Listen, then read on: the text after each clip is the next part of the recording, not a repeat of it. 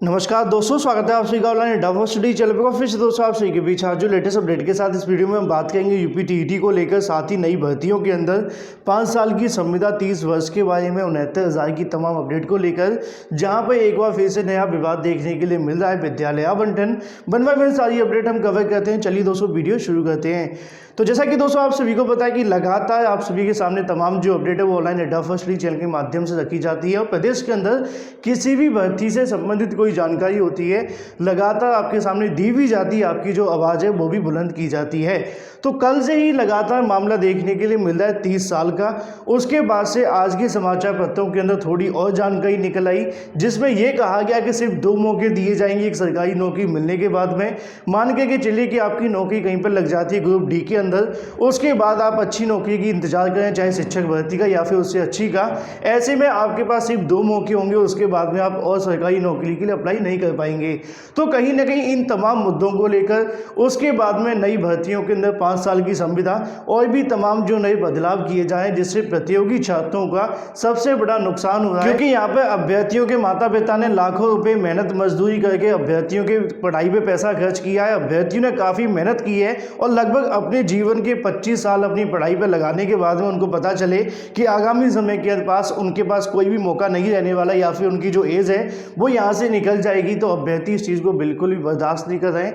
लगातार social media पर अपनी मांगे देखने के लिए मिली। आज लखनऊ डीएम के सामने अपना जो मांग पत्र है वो भी रखा गया, जिसके अंदर संविदा को लेकर 30 वर्ष के बारे में 2 मौके को लेकर अभ्यर्थी ने अपनी मांगे रखी कि आगामी समय के अंदर इस प्रकार का अगर सरकार प्रस्ताव सोच रही है तो बिल्कुल भी ना सोचा जाए, लागू करना तो दूर की बात है। अगर इस प्रकार का कोई प्रस्ताव यहाँ पे देखने के लिए मिलता है तो बड़ा प्रदर्शन देखने के लिए मिलेगा।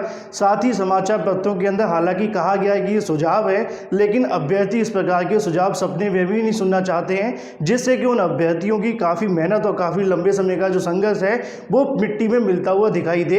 तो ऐसे में कहीं ना कहीं चाहे वो 5 साल की संविदा का मामला हो या 30 वर्ष को लेकर हो, या फिर अगर बात करें 2 मौके को लेकर, छात्र लगातार आक्रोशित हैं, अपनी मांगों को लेकर बिल्कुल तैयार बैठे हैं। हालांकि इसके बारे में अभी तक कोई आधिकारिक पुष्टि नहीं हुई है, इसी वजह से अभ्यर्थी कहीं ना कहीं इस मुद्दे को लेकर इंतजार करते हुए दिखाई दे रहे हैं, रणनीति बनाते हुए दिखाई दे रहे हैं। आगामी समय के अंदर जल्द ही अभ्यर्थियों के माध्यम से अगर इस पर कोई फैसला होता है तो वो धरना प्रदर्शन भी करने की घोषणा करने वाले, मतलब स्पष्ट है कि आगामी समय के अंदर एक और नया बवाल होता हुआ दिखाई दे रहा है अगर सरकार की तरफ से इसको लेकर आगे की चीजें दिखने के लिए मिलती हैं तो ऐसे में लगातार आप सभी को इसके बारे में जो सूचना है, आप सभी को जो जागरूकता है वो ऑनलाइन अड्डा फर्स्ट लीग चैनल के माध्यम से आपको जो सपोर्ट है वो भी किया जाएगा, और इस प्रकार के जो प्रस्ताव आ रहे हैं उनका लगातार विरोध भी किया जाएगा।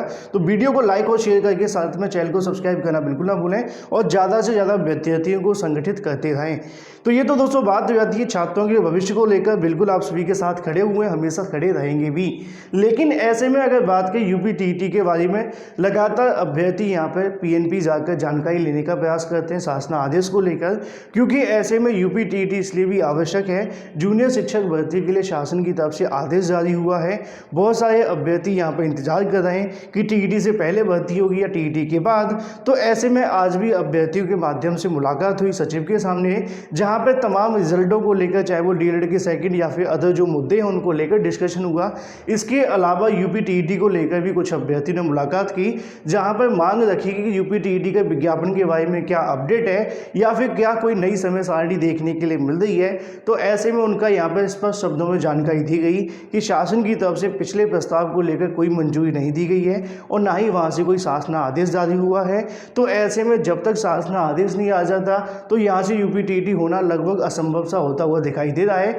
जैसे ही वहाँ से मंजूरी मिलती है उसके बाद में जो विज्ञापन है वो जारी हो सकता है। पिछले शासन आदेश मतलब प्रस्ताव के मुताबिक अगर देखें तो आपके जो आवेदन होने थे 12 तारीख को थे, परीक्षा 7 मार्च को थी, लेकिन ऐसे में उनकी तरफ से स्पष्ट शब्दों में जानकारी दे दी गई है कि एक बार फिर से यहाँ पे कोई मंजूरी नहीं मिली है शासन आदेश के लिए। तो कहीं ना कहीं आज भी अभ्यर्थियों का जो इंतजार है वो लगातार जारी है। अब जूनियर भर्ती पहले होती है यूपी टीईटी, तो इसको लेकर भी सचिव की तरफ से कहा गया कि शासन की तरफ से अगर मंजूरी कल दे दी जाती तो 2 दिन के बाद में यहाँ से जो विज्ञापन है वो जारी करके आवेदन ले लिए जाएंगे।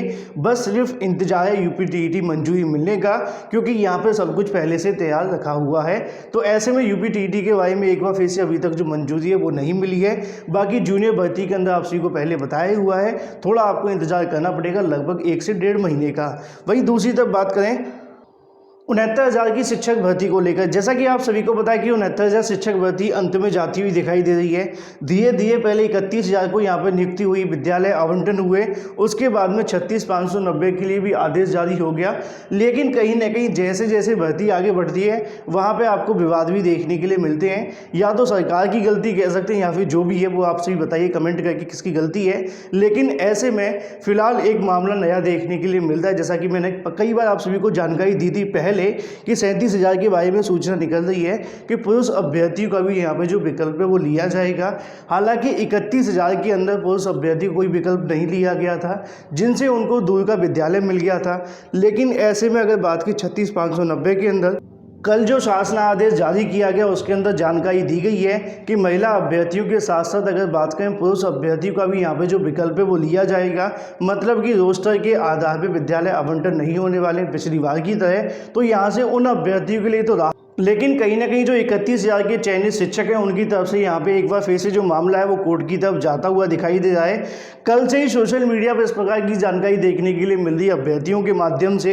उनका कहना है कि उनके यहाँ पे अगर बात करें 31,000 के अंदर जब विद्यालय आवंटन करवाए गए थे तो वहाँ पर पुरुष अभ्यर्थी का विकल्प नहीं लिया गया था, उनसे कोई चॉइस फिलिंग नहीं ली गई थी। ऐसे में अगर 36,590 का हो रहा है तो उनको भी यहाँ पर दिया जाना चाहिए था। इसी को लेकर न्यायालय के अंदर उनकी तरफ से जानकारी मिल रही है कि मांग ये की जाएगी कि 36,590 की तरह 31,000 वालों का भी यहाँ पे जो विकल्प है वो होना चाहिए। कहीं ना कहीं मामला दोनों तरफ से 36,590 31,000 को लेकर देखने के लिए मिलेगा। बाकी याचिका दाखिल होने के बाद में क्या क्या पॉइंट वहाँ पे रखे जाएंगे सारी जानकारी आप सभी को दी जाएगी। मतलब ये है कि विद्यालय आवंटन को भी चैलेंज करने की तैयारियां देखने के लिए मिल रही हैं, जो कि 31,000 की चयनित शिक्षकों के माध्यम से है। मैं सभी की बात नहीं कर रहा हूँ, जो उसके अंदर चयनित है उसमें से चाहे वो कुछ भी अभ्यर्थी हो सकते हैं। तो ऐसे में कहीं ना कहीं एक बार फिर से जो मामला है वो हाईकोर्ट में जाता हुआ दिखाई दे रहा है। वहीं दूसरी तरफ जैसा कि आप सभी को पता है कि 36,590 को विद्यालय आवंटन होता है तो उसके बाद में थर्ड काउंसलिंग होगी, और अगर इस प्रक्रिया में समय लगेगा तो कहीं ना कहीं थर्ड काउंसलिंग वाले अभ्यर्थी को भी थोड़ा इंतजार करना ही पड़ेगा, जो कि लगातार करते हुए भी दिखाई दे रहे थे। तो ऐसे में अगर याचिका कोर्ट में डाली जाएगी, कोर्ट के अंदर सुनवाई होगी, सुनवाई के बाद में 36,590 के बारे में क्या होगा, 31,000 को दोबारा विद्यालय आवंटन होंगे कि नहीं होंगे, कोर्ट का क्या आदेश होगा, ये तमाम सवालों के जवाब फिलहाल बाद में देखने के लिए मिलेंगे। लेकिन जो अपडेट आप सभी के सामने आ रही है, एक बार फिर से मामला न्यायालय की तरफ जाता हुआ दिखाई दे रहा है, जो कि है विद्यालय आवंटन से संबंधित, क्योंकि यहाँ पे पुरुष अभ्यर्थी को विकल्प मिल रहा है, उसके अंदर नहीं मिलने वाला है। ऐसे में जो थर्ड काउंसलिंग वाले अभ्यर्थी हैं, अगर यहाँ पे कुछ ऊपर नीचे होता है या फिर समय लगता है 1-2 दिन के लिए, तो कहीं ना कहीं थर्ड काउंसलिंग के लिए थोड़ा और समय बढ़ेगा, 2-4 दिन। जैसा कि आप जानते हैं कि थर्ड काउंसलिंग वाले जो अभ्यर्थी काफ़ी लंबे समय से इंतजार कर रहे हैं, ऐसे में वो भी चाहते हैं कि जैसी विद्यालय आवंटन 69,000 की सभी रिक्त सीटों पर नई चयन सूची जारी करके अभ्यर्थियों को काउंसलिंग कराकर नियुक्ति पत्र दे दिए जाएं। लेकिन ऐसे में आज भी शासन के सामने मुलाकात की गई, वहाँ पर भी उनका कहना था कि विद्यालय आवंटन प्रक्रिया शुरू हो गई है, जैसी आगे की चीज़ें होंगी आप सभी को अवगत करा दिया जाएगा। तो जल्दी थर्ड काउंसलिंग को लेकर जो अपडेट मिलने वाली है, लेकिन जो भी चीज़ें होंगी वो आगामी समय के अंदर देखने के लिए मिलेंगी 36,590 और 31,000 के बारे में। ये थी दोस्तों अभी की लेटेस्ट अपडेट। वीडियो पसंद आया वीडियो को लाइक और शेयर करना बिल्कुल ना भूलें। फिलहाल इस वीडियो के माध्यम से इतना ही। Thank you for watching this video.